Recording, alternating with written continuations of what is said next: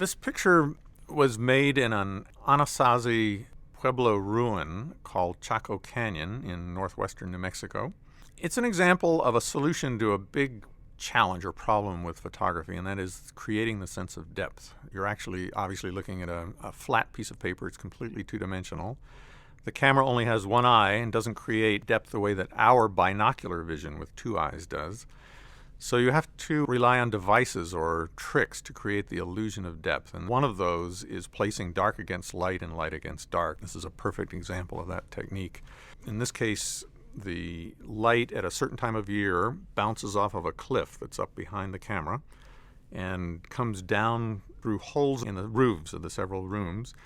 And as you see, the first room is darker than the second, so it creates dark against light, and then light against dark, and then finally dark against light again, which sets up 4 layers of depth that take your eye back into the picture.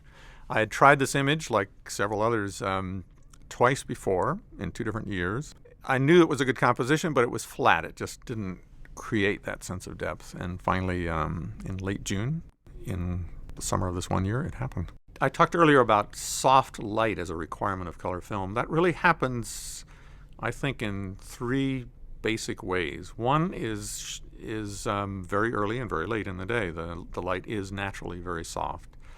And many of the images in the show were shot either very early in the first light of sunrise or very, very late, even after sunset. Another way that happens is in clearing storms, which I've talked about with a number of these images. The light, the sun just breaking through at the end of a rain shower is perfect. It has some warmth to it. It has some vitality, some sparkle to it, but it isn't too bright. And then the other thing is you can actually sleep in and work in the bottom of deep canyons where the light is bouncing off of one wall onto the other side of the canyon.